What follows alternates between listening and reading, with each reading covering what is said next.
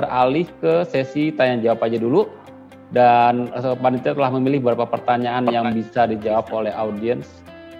Pertama adalah dari Mas Indra Haryawan. Dengan kurangnya tatap muka nasabah seperti pada tradisional banking, apa strategi yang dilakukan untuk mengurangi resiko pemalsuan identitas dan aktivitas SIM card hijacking? Oke, tadi pertanyaan tadi mungkin sudah dijawab, tapi kita ulangi lagi, kita mungkin tanyakan lagi. Kalau BRI Pak, untuk menurunkan risiko dari tadi pemalsuan identitas dan juga SIM hijacking, apa yang telah dilakukan oleh BRI Pak selama ini?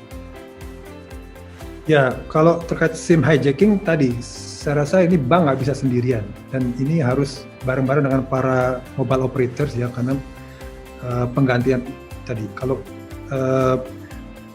SIM swap case ya, kasus SIM swap itu kan mereka berpura-pura seolah kehilangan handphonenya, kemudian minta tukar kartunya dan datangnya ke telco, sementara mereka mungkin sudah sempat mencuri beberapa informasi terkait banknya, dan kemudian terjadilah penggantian kartu dan kemudian menjadi pembobolan. Nah itu, oleh karena itu kita tadi harus melakukan yang dilakukan BRI, misalnya kita sudah melakukan koordinasi dengan mobile operators. Untuk kalau ada penggantian tentu harus ada cross info dulu untuk memastikan bahwa ini sudah betul-betul sesuatu nasabah yang betul-betul otentik begitu, dan kita cek ulang karena mereka waktu datang ke penggantian itu mereka mengganti iktp-nya dengan foto yang kemudian seolah-olah dirinya begitu, padahal sebenarnya itu palsu ya. Dan ini saya rasa maka perlu ada koordinasi secara ketat, dan kami sedang lakukan, tapi beberapa operator sudah sepakat dan SOP-nya sudah dilakukan, sehingga alert secara online saling dilakukan untuk cross begitu ya. Itu salah satunya misalnya. Kemudian tadi yang kedua? Pemalsuan identitas Pak. Iya, tadi dilakukan pemalsuan identitas. Oleh karena itu memang kita selalu melakukan digital ID ya, untuk satu ID yang kita rujuk bareng. Kemudian juga connect kepada satu rujukan yang namanya iktp ya, betul ya, iktp ya, ke Dukcapil. Itu memang menjadi salah satu cara untuk betul-betul hanya ada satu identity bagi setiap orang ya, dan itu yang kita coba jadikan rujukan, sehingga tidak ada lagi kemungkinan untuk menggunakan ID yang lain. Dan itu juga kita tambahkan dengan digital verification dan digital signature ya, itu juga untuk menambahkan tambahan kecukupan dari sisi authentication. Itu terus ditambahkan gitu, nggak pernah berhenti ya, termasuk face recognition ya, biometrik, itu hal yang bisa ditambahkan. Dan tadi ini teknologi juga sebetulnya bisa membantu di aspek compliance ya, karena dengan adanya biometrik, face recognition, itu juga sebetulnya cross authentication yang bisa menambah kita bisa comply dengan cara yang lebih baik menggunakan teknologi. Itu yang kami lakukan ya. Jadi seperti sekarang BRI sudah mengadop teknologi face recognition dan biometrik, juga digital ID untuk hampir semua layanan baru kita, termasuk yang digital lending ya. Kemudian buka tabungan sekarang untuk BRI sudah fully digital, nggak ada intervensi orang gitu ya, nggak usah pakai video call, semua menggunakan digital ID, digital verification, dan connect kepada Dukcapil. Itu yang kami lakukan supaya berbagai cross authentication bisa dilakukan dengan lebih baik. Oke. Pak Surum mau nambahkan Pak? Saya rasa sudah sangat lengkap Pak Wisnu, terima kasih. Oke, siap, tadi juga udah jawab ya. Oke, pertanyaan selanjutnya silakan. Oke, ada Mas Fahmi Basyah. Kalau proyeksi pertumbuhan ekonomi cukup tinggi 2021, apa penyebab lonjakan tersebut yang dapat dianggap realistis, terutama dari saat ini dan mungkin 2021 kita masih berada di situasi pandemi. Dan soal regulasi juga untuk mendukung akselerasi, karena selama ini dianggap belum siap dan juga ada isu sinkronisasi dengan regulator lainnya. Oke, pertanyaan pertama saya pikir ke Pak Rizal nih, apa yang menyebabkan proyeksi pertumbuhan ekonomi kok sangat optimis di tahun depan? Pak Rizal bisa bantu jawab Pak? Ya, baik. Justru inilah saya kira kunci dari perbaikan ekonomi ke depan itu adalah vaksin ekonomi gitu ya, atau ekonomi vaksin, orang mengatakan begitu, artinya vaksin. Jadi di tengah pandemi di mana terjadi kontraksi luar biasa di tahun 2019-2020 ini memang butuh ada obat. Dan 2021 bahkan bulan ini ya sudah mendatangkan vaksin itu ya, bahkan di Eropa sudah dilakukan vaksin pertama kali orang ya di dunia ini ya di di Eropa. Dan ini menunjukkan bahwa akan ada perbaikan ekonomi, optimisme akan bertambah ya, kemudian juga sentimen market juga saya kira akan semakin kuat. Dan permasalahannya memang di situ ya. Selama ini kan pandemi ya harus diobatin gitu, aspek kesehatan ya harus diselesaikan gitu. Nah yang kedua dari variabel ekonomi justru yang akan didorong adalah konsumsi sama investasi. Karena dua ini yang menjadi harapan perbaikan ekonomi di 2021. Nah realisasi investasi real katakanlah di tahun ini itu terjadi peningkatan. Ya, peningkatan konsumsi mulai ada perbaikan ya di kuartal ketiga, kuartal keempat mudah-mudahan juga terjadi perbaikan. Makanya stimulus fiskal melalui PEN ini diharapkan dalam jangka pendek ya, dalam jangka pendek akan terjadi perbaikan konsumsi masyarakat. Makanya serapan kebijakan PEN ini kan sampai sekarang hampir 70% ya. Hampir 60%. Dan ini kita berharap memang ada perbaikan, meskipun saya kira cukup optimis gitu ya skenario seperti itu. Nah lagi-lagi dilihat dari variabel lain, katakanlah nilai tukar ya, inflasi juga akan semakin baik. Jadi year on year gitu ya di 2021 mengapa kemudian kita optimis gitu ya, bahkan indef memang optimis kisaran 3% ya, tidak, kalau pemerintah kan 4,5 sampai 5% gitu ya.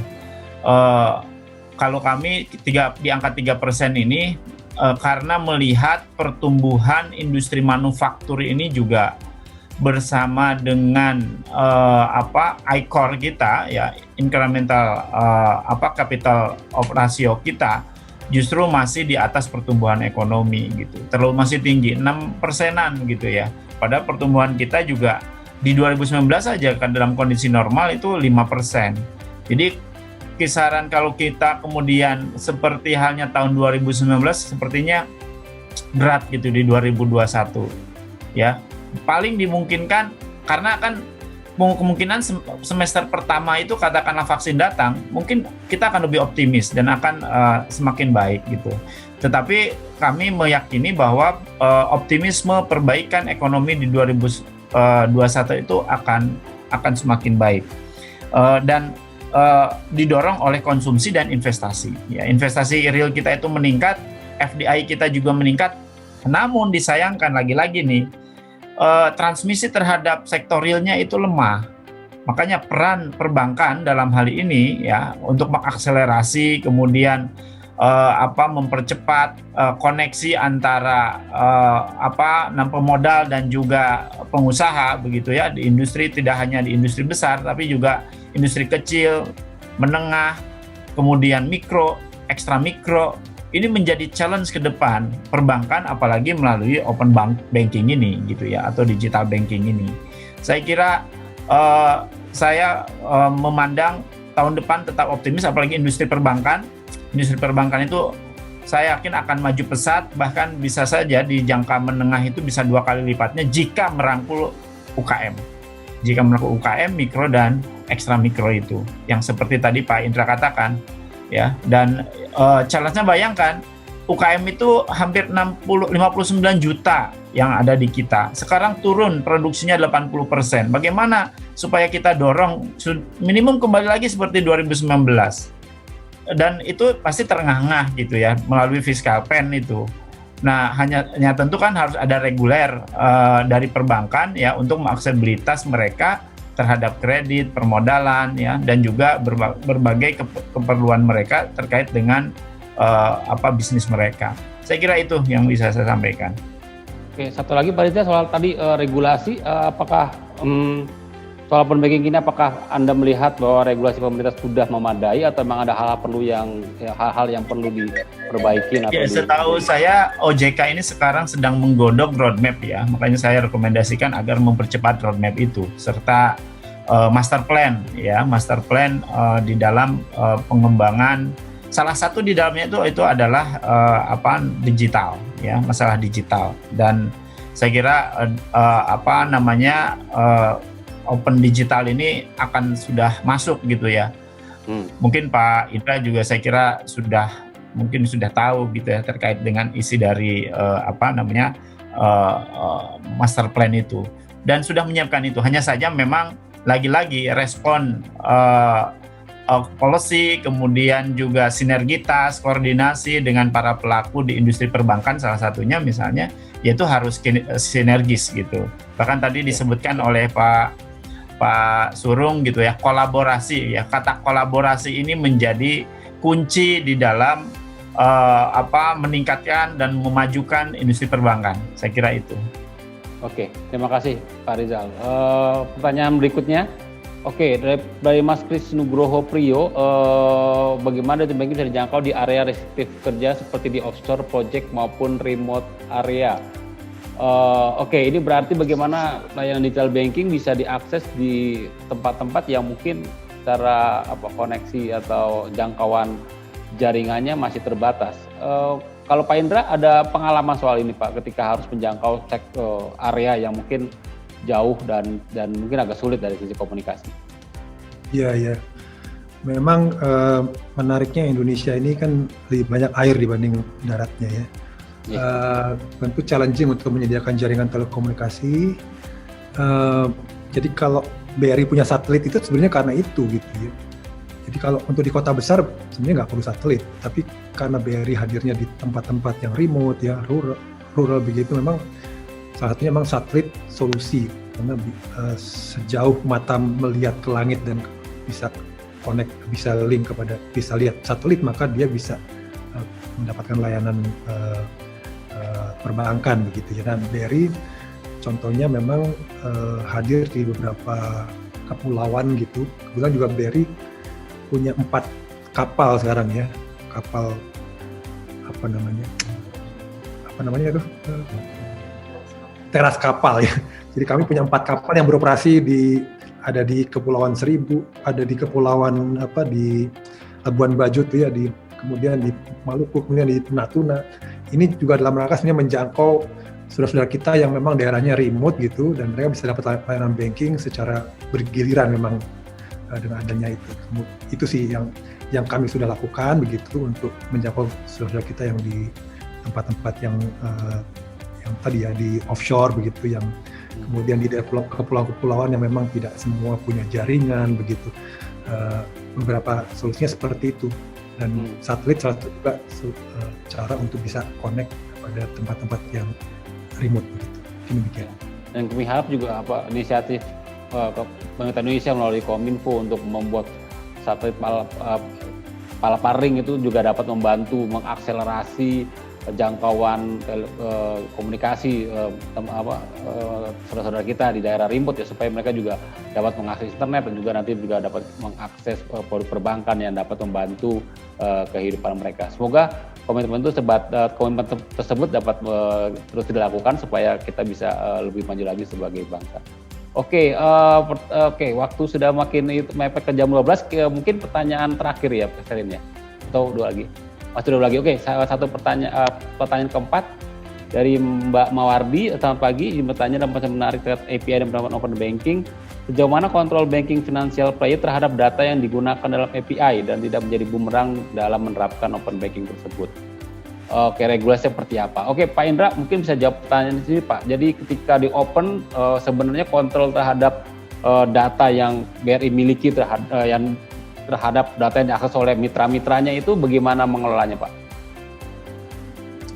Ya, maka untuk ini ya, untuk kita bisa melakukan open banking secara masif tapi aman begitu ya, dan kita juga bisa menjaga privacy dan security dari data nasabah, ini menjadi saya rasa kunci penting ya. Jadi bukan masalah jadi mudahnya saja oke, tapi harus juga ada kecukupan dari sisi mitigasi terkait privacy dan juga data security.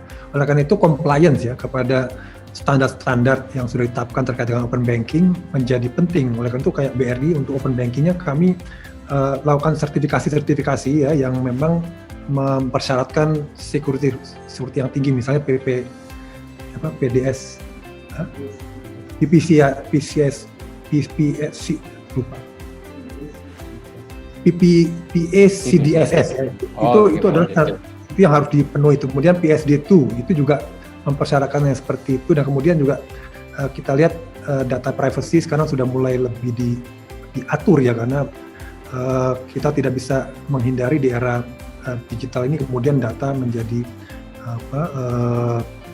lebih terbuka, tapi oleh karena itu kesadaran dari semua untuk menjaga privacy menjadi diwajibkan begitu, dan bagaimana bisa bertransaksi tanpa harus membuka semua data begitu, tapi kita bisa melakukan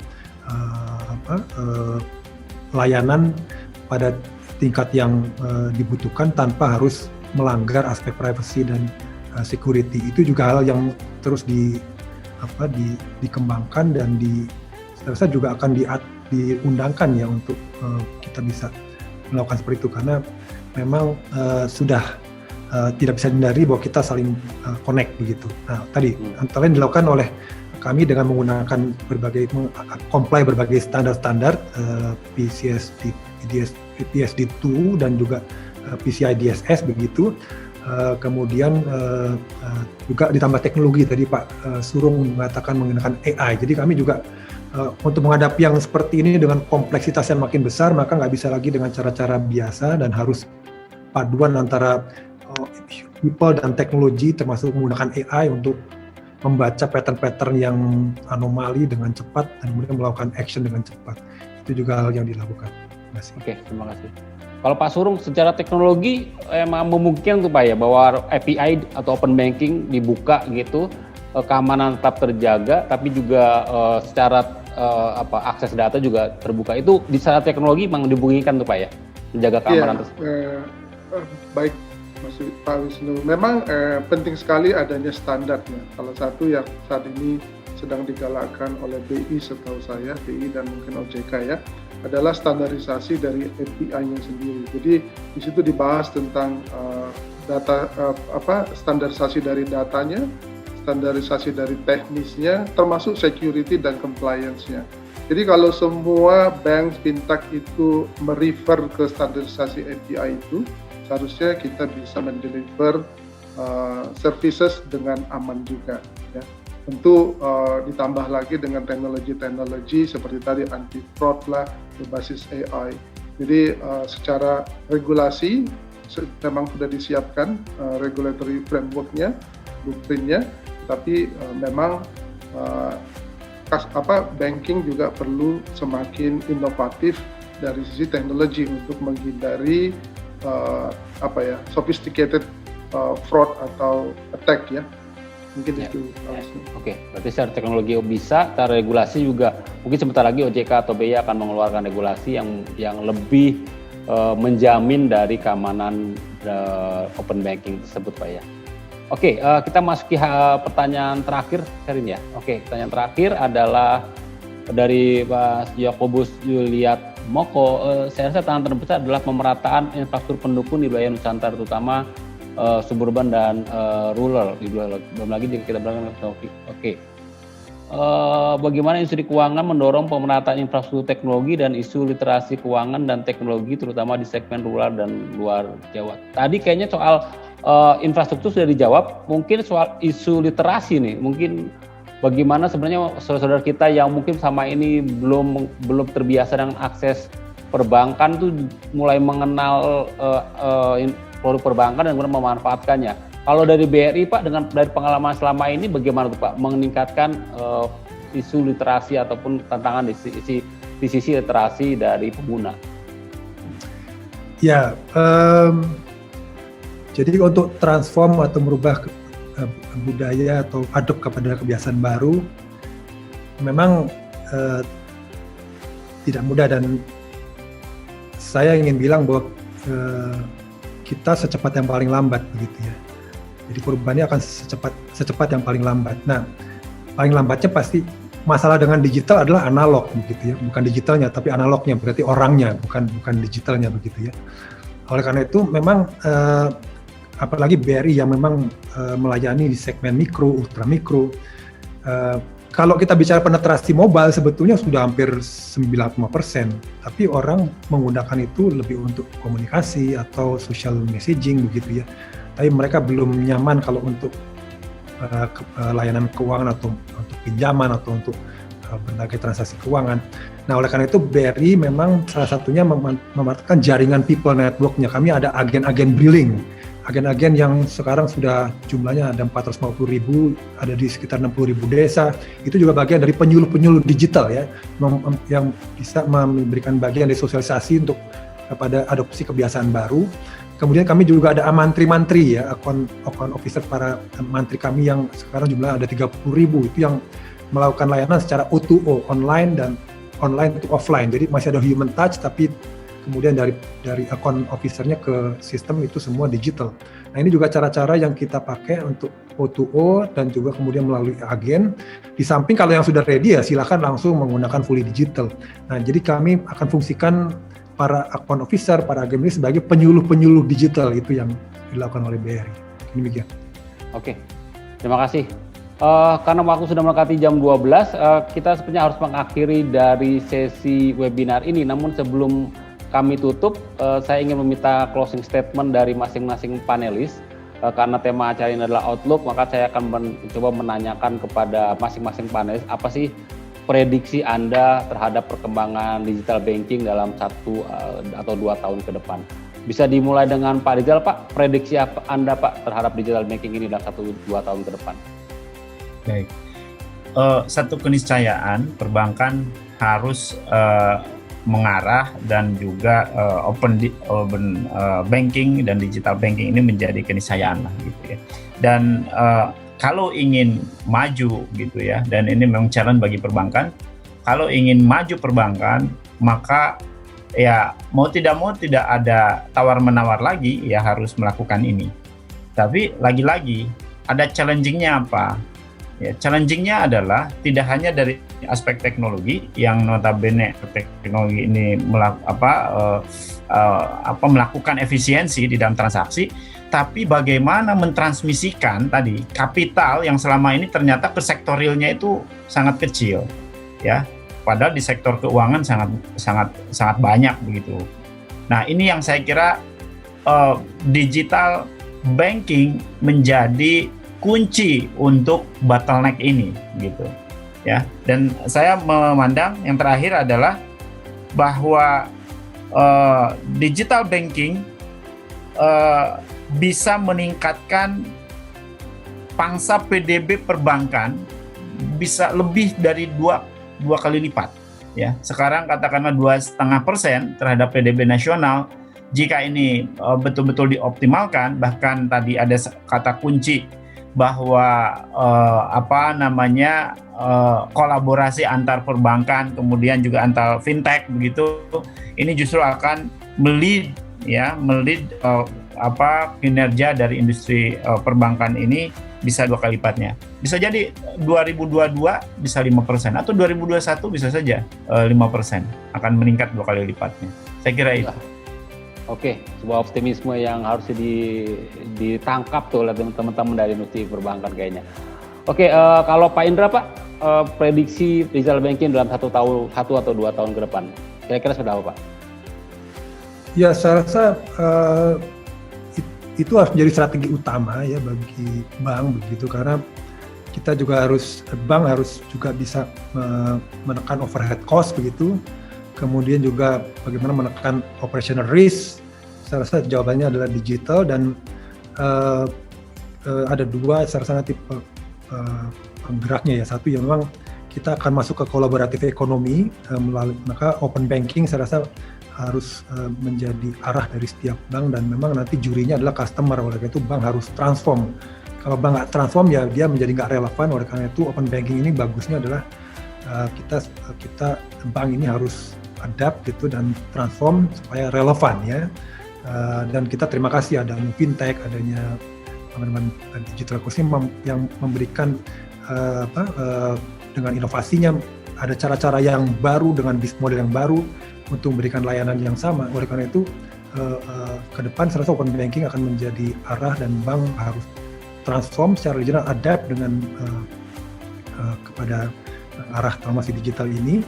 Yang kedua, saya rasa kita juga akan melihat kita akan masuk ke ekosistem game ya. Kita akan masuk ke emerging ecosystem di mana ekosistem akan saling berkolaborasi secara digital, dan antara industri saya rasa akan makin lebur begitu, dan bank akan masuk juga ke ekosistem non keuangan ya. Kita akan masuk ke agritech, masuk ke healthtech, masuk ke edutech, untuk bisa masuk kepada era ekonomi digital. Saya rasa arahnya akan ke sana begitu. Oke, terima kasih Pak Indra. Pak Surung, closing statement-nya Pak terhadap prediksi Bapak perkembangan digital banking 1-2 tahun ke depan. Silakan Pak Surung. Yep.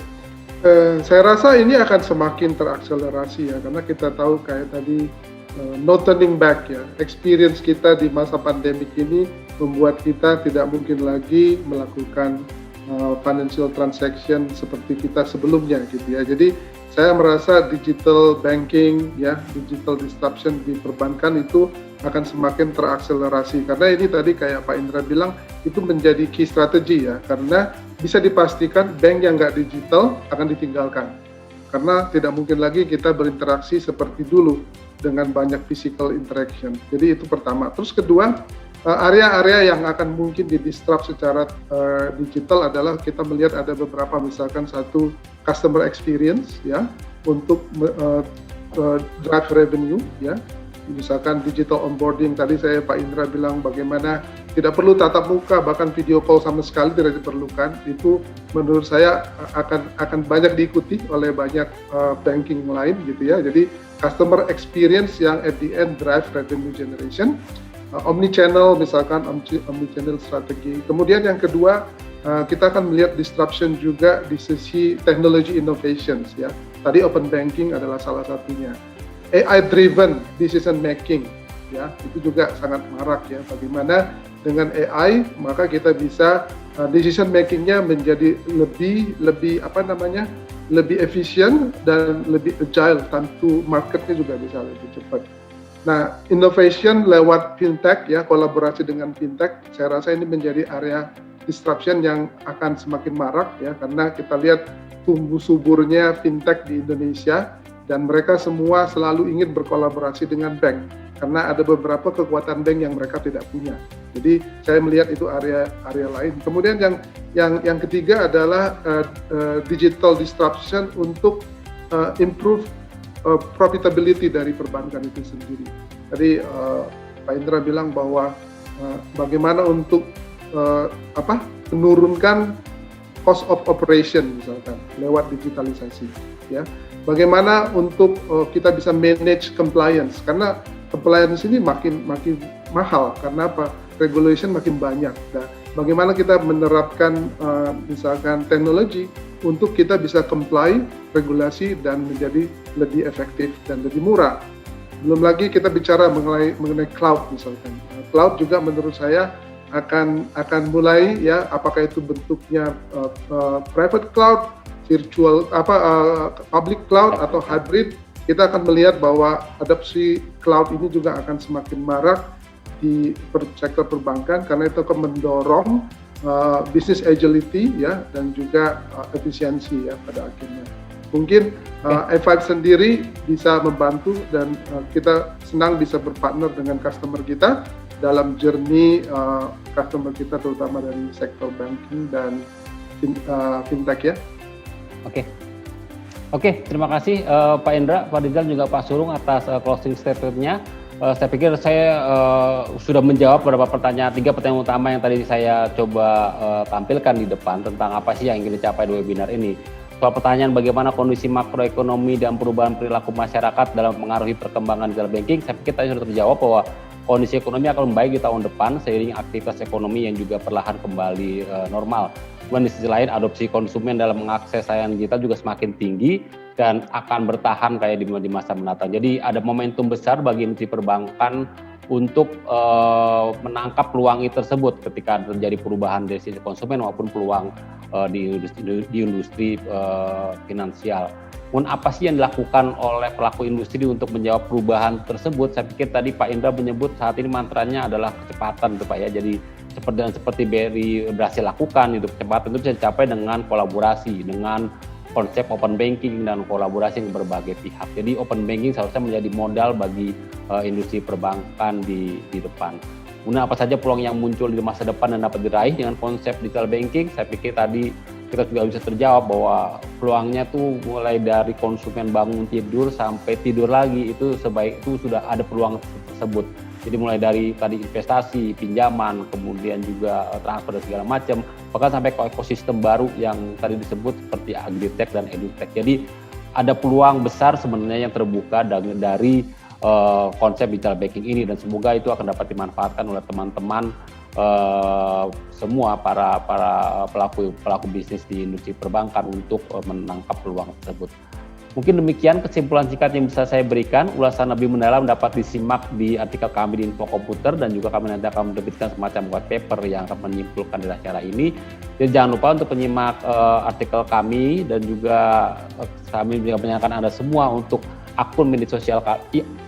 follow akun media sosial kami di Twitter, Facebook, Instagram, dan juga LinkedIn agar tidak ketinggalan informasi menarik, termasuk info webinar kami selanjutnya. Di tahun depan kita akan banyak melakukan webinar seperti ini lagi. Kami juga meminta tolong agar Bapak Ibu dapat mengisi feedback form terkait acara ini agar kami dapat terus memperbaiki kualitas webinar Info Komputer ke depan. Jadi link feedbacknya dapat Anda klik di kolom chat atau dengan menyorot QR code yang ada di layar. Sekali lagi saya mengucapkan terima kasih kepada waktu yang disediakan oleh Pak Indra, Pak Rizal, dan juga Pak Surung untuk hadir di acara kali ini. Semoga Bapak-Bapak semua bisa berpartisipasi di webinar Info Komputer berikutnya. Oke, saya akan tutup webinar ini dengan pantun saya lagi. Masih kuingat ketika kita bertemu pandang saat sedang antri di BRI untuk buka tabungan. Meski vaksin sebentar lagi datang, tetap gunakan masker dan jaga kesehatan. Terima kasih. Wassalamualaikum warahmatullahi wabarakatuh. Selamat siang.